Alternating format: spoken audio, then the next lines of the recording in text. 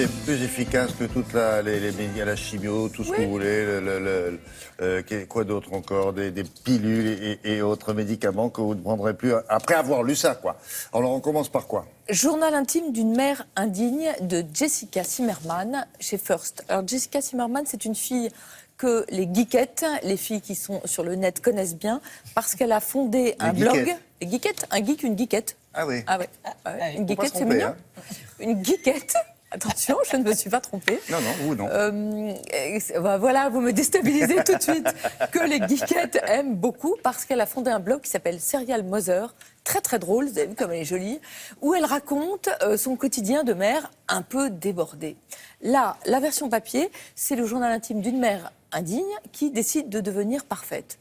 Alors évidemment, c'est pas gagné. Alors la mère indigne, la mère indigne en question, elle travaille dans la pub, elle a un mari qui est avocat et elle a 3 enfants, un préado César qui a 11 ans et qui se prend déjà pour un ado, une petite fille qui est fan de la Reine des Neiges, vous savez, libérée, délivrée, voilà, et une petite fille de 18 mois qui est insomniaque, ce qui est embêtant quand on est une mère et qu'on doit se lever la nuit. Elle a aussi un chien de race indéterminée, une belle-mère de race indéterminée aussi, c'est elle qui le dit, et une mère d'âge indéterminé, c'est elle qui le dit aussi.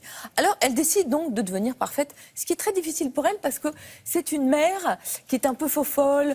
Par exemple, quand vraiment elle n'en peut plus, elle vole les chocolats de ses enfants. Vous savez, tous les enfants ont une planque à chocolat. Elle les vole en disant que c'est le chien. Elle emmène ses enfants le matin en pyjama. Elle pense qu'il faudrait louer les enfants pendant l'hiver, et je la comprends parce que habiller 3 enfants le matin, mettre les lacets, les bottes, les écharpes, les bonnets, hop, il est 16h, comme il fait nuit à 16h30, vous avez une journée d'une demi-heure, c'est pas possible. En même temps, elle dit que quand ses enfants sont en colo ou chez sa mère, elle se dit avec mon mari, on va faire des trucs dingues et tout, puis en fait on boit un verre de rosé en parlant de quoi? Des enfants, forcément. Voilà, c'est assez drôle. Souvent c'est un peu excessif, vous voyez, mais c'est très décomplexant et moi je trouve qu'il y a un truc vrai, c'est un peu une pierre dans le jardin de toutes les mères, notamment les actrices qui racontent. On lui donne quel âge à cette mère-là? Oh, elle a 35 ans. Très elle a jeune 35 ans, c'est une jeune mère. C'est la sœur aînée de Bridget Jones. Voilà, c'est Bridget Jones qui a des enfants, qui a 3 enfants. Une pierre dans le jardin, vous savez, de toutes ces filles qui, dans les journaux, disent « Ah, mère, c'est le plus beau jardin du monde. Je fais pas de sport. Moi, le sport, je cours après mes enfants et ça me fait maigrir. Je me lève le matin, je bois un jus de citron. » Elle vous agace, celle-là. Hein. Elle nous agace parce que quand on est mère, en fait, on se lève à 2h du matin pour donner un biberon. Enfin bref, c'est la vraie vie des mères. C'est drôle. Moi, ça m'a bien fait marrer et je me suis beaucoup Tout à l'heure, je reconnue. vous parlais de produits chimiques. J'ai dit chimio. Produits chimiques. Alors, produits chimiques ou homéopathie, soignez-vous avec la littérature. Voici le deuxième comprimé. C'est quoi? Alors, le deuxième comprimé, c'est un livre de cinéma que j'ai choisi pour vous, parce que je sais que vous êtes fan de cinéma. Ça s'appelle l'Encyclopédie de cinéma. Tout ce que vous avez toujours voulu savoir sur le cinéma, sans jamais oser le demander à Woody Allen. C'est chez Wombat. C'est 2 rigolos qui ont fait ça. Alors, par exemple, qu'est-ce que c'est qu'un critique de film? Eh bien, c'est un critique, un homme qui est tellement épris de liberté qu'il préfère ne pas aller voir les films avant d'en parler pour être sûr de ne pas avoir son jugement influencé par ce qu'il va voir. On en connaît évidemment, pas Charlotte, mais il y en a certains. À quoi reconnaît-on un film polonais? Un film polonais, c'est un gardien de prison dépressif qui tombe amoureux d'une carmélite suicidaire et le film fait la couverture de Télérama. C'est un peu vrai aussi. Qui sont les intouchables du cinéma? Ça, c'est assez vrai. André Bazin, jamais. Personne, à mon avis, ne sait qui est André Bazin, mais André Bazin, grand critique de cinéma, l'homme de la cinémathèque, on ne dit jamais du mal d'André Bazin.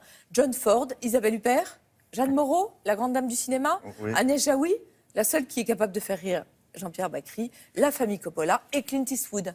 Jamais un mot contre Clint Eastwood. Les deux derniers, tout ce que vous avez dit avant, c'est vrai. Isabelle Huppert, pas touchée. Jeanne Moreau, bien sûr. Agnès Jaoui, évidemment. Jamais. Clint Eastwood, vous croyez? Il s'en est pris deux. Avec ses prises de position politique, il s'en est pris 1 ou 2, là. À quoi reconnaît-on un festival de films de femmes?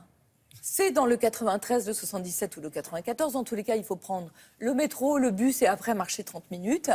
Et la réalisatrice a le droit de fumer dans la salle. Et ça, c'est tellement vrai. C'est très drôle, honnêtement. C'est chez Wombat. C'est un peu excessif, délirant et tout. Mais il y a toujours un fond de vérité. Et en plus, les illustrations sont de Berberian. Et je crois que je vous parlerai la prochaine fois du New Yorker. Parce que c'est génial et que je ne peux pas exécuter le New Yorker en 20 secondes. D'accord. La prochaine fois. Voilà. D'accord. Donc je reviens la semaine Mais prochaine. revenez pas demain, demain c'est fermé, mais la semaine prochaine. C'est fermé dimanche? Oui, c'est exceptionnel. Jusqu'à quand? Jusqu'à quand, j'ai Hein raison, ouais.